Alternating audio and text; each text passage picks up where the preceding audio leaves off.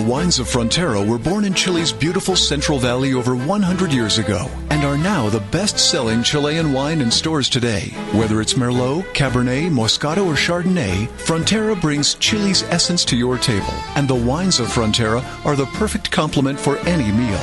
Please visit them at fronterawines.com and ask your local wine retailer for the wines of Frontera.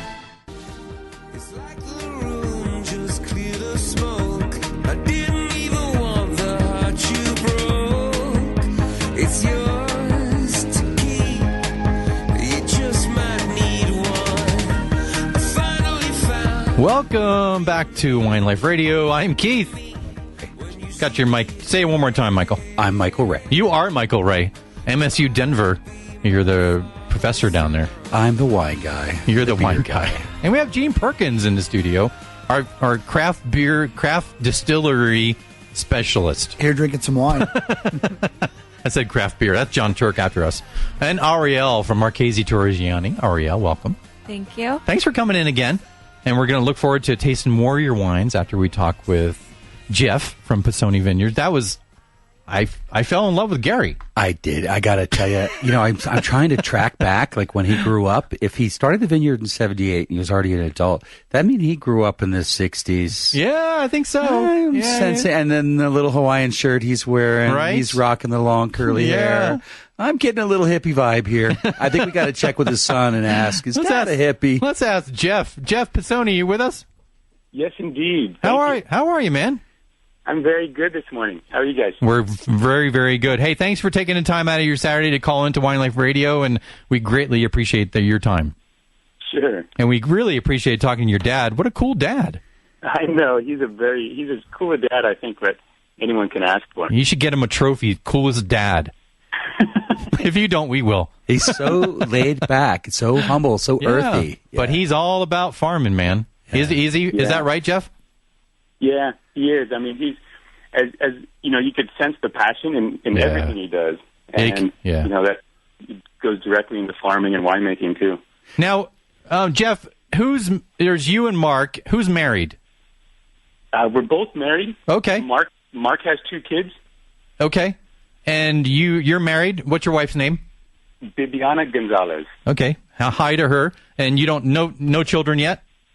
No children yet. Okay. And your father birthed his wife birthed, but right. he birthed a winemaker and a grape grower. Right. Highly educated. Wow. So are you or your brother going to have marketing, sales reps, and operation distribution babies?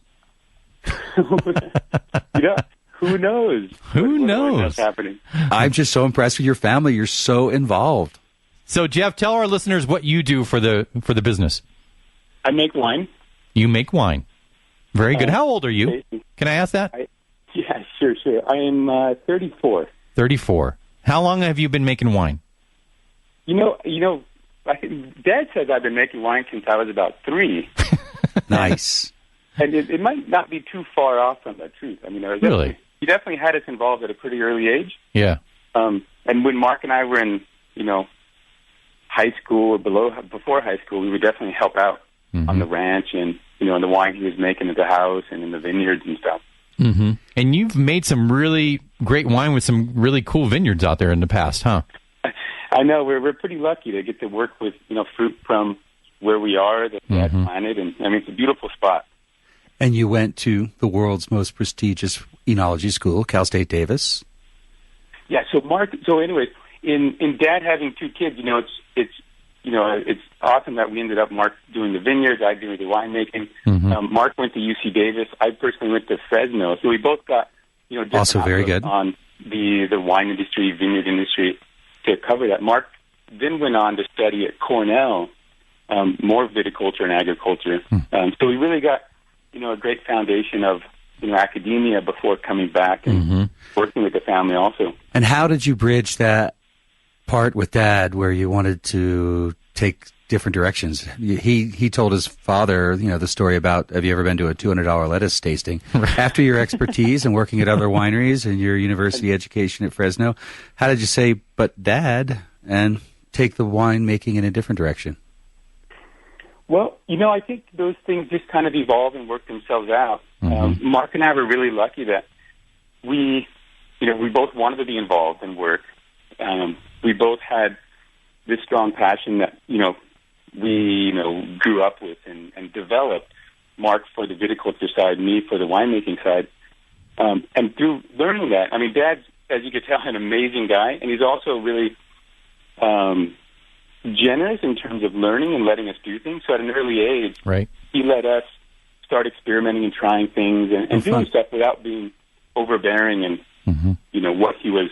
He wouldn't force us into anything. So he let us develop, a lot of our own ideas, too, to help with that transition, which was great. So let's talk about these two wines we have in studio. We have two Pinot Noirs. We're going to, we have a Chardonnay, too, but we talked a little bit about that with your dad. So let's talk about the first Pinot Noir, Michael, and we opened which one? Yeah, we opened the Lucia, the 2012, and it says Gary's Vineyard. Tell us about this wine, Jeff. All right, so the Gary's Vineyard, so Dad, probably told you about his first plantings back in '82 and where he started. Right. That's our Pisoni Vineyard. That's our family ranch, the first planting. A few years later, we planted this vineyard, the Gary's Vineyard, in 1996. And that came to develop. One of Dad's, very good friends all his life is Gary Francione. So this was a partnership between the two Garys, which is neat. So Gary Francione is also a farmer from the Salinas Valley. So they both have that, strong agricultural background and love for wine and grapes. So it's a joint venture. Okay.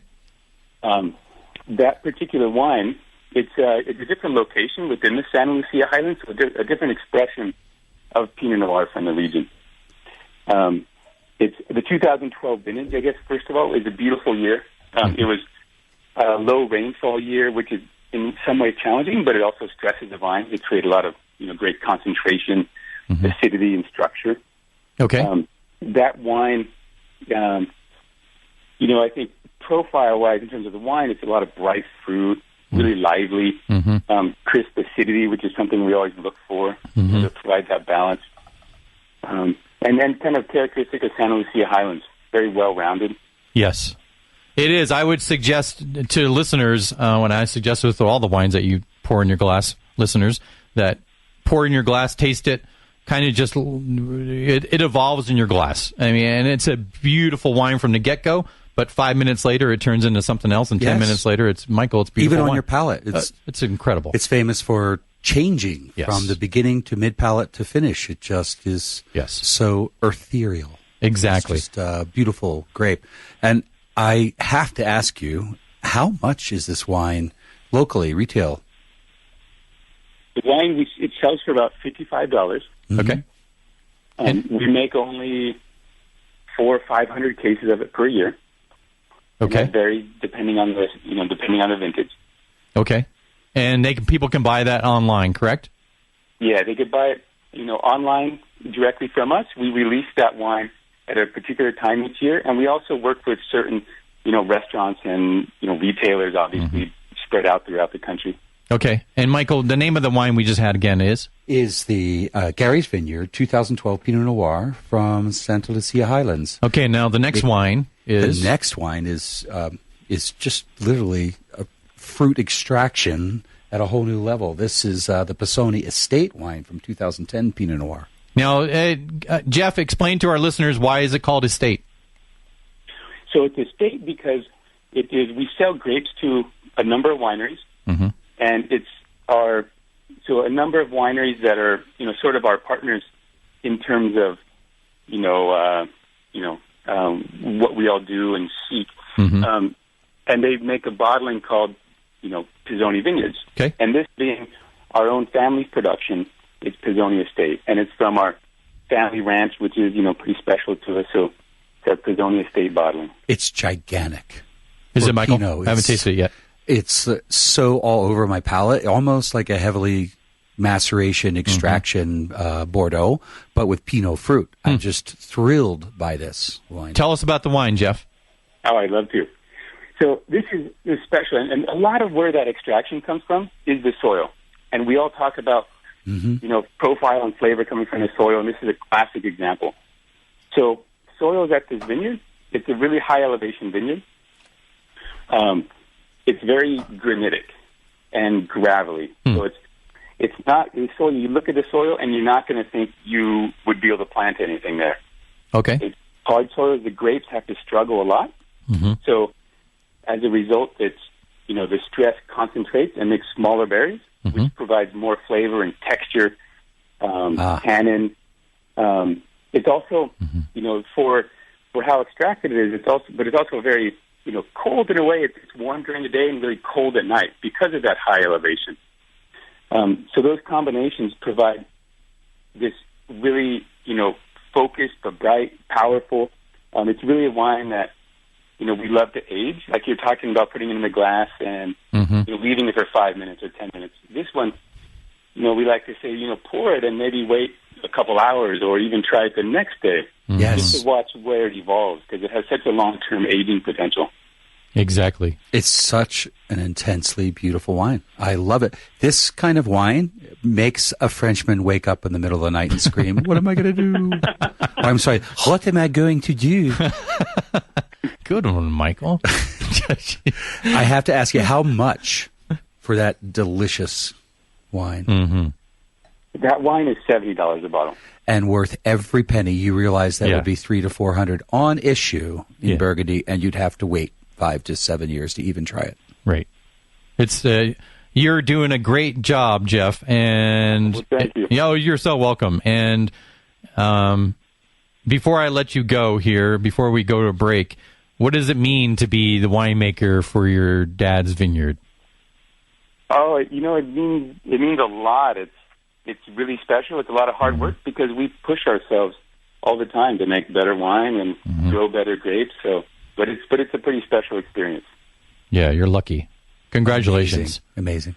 Thanks. I wish I had another half an hour to talk to you, but we'll have you back on because you guys are a lot of fun and you're making great wines. And I think what you guys are doing, you're blazing a trail in the wine community out there in California, and kudos to you and your brother and your dad and your family, your wives. Everybody's a part of it. All that support is a key part of it, isn't it? It is. Yeah, Absolutely. no doubt. So great job making wine. And so before you go, I would like you to give our listeners your last word. Last word. Yeah, I know. It kind of threw you a curveball, huh? Taste. My last word, I think, would be, taste as much wine as you can. Okay. And really focus on the kind of wines you like. And it's important to do that because there's, when you listen to critics and, you listen to us as producers, it's great for information, but really taste the wines you like and pay attention to your palate and what stands out for you. Very good. Thank you, Jeff. Thank you, Jeff. Well said. And again, congratulations. And we'll have you guys back on. We'll be in touch beginning of the week, and have a great weekend and enjoy. All right. Thanks. Thanks, See you Jeff. guys later. Cheers. Great wines. I mean, I just, I'm blown away. Yeah, their wines are amazing. It's like normally you can have Pinot and you're thinking, oh, I'm going to have light duck. Right. No, with this, you could have lamb. Yeah. You could have a filet. It's a big wine extraction. Tannin in Pinot. Lots of structure. Lots of structure, personality, character there going on in these glasses. So we're going to come back and we're going to talk more about structure and personality and wine. So I am Keith. I'm Michael Ray. And we'll be back in 2. Cheers.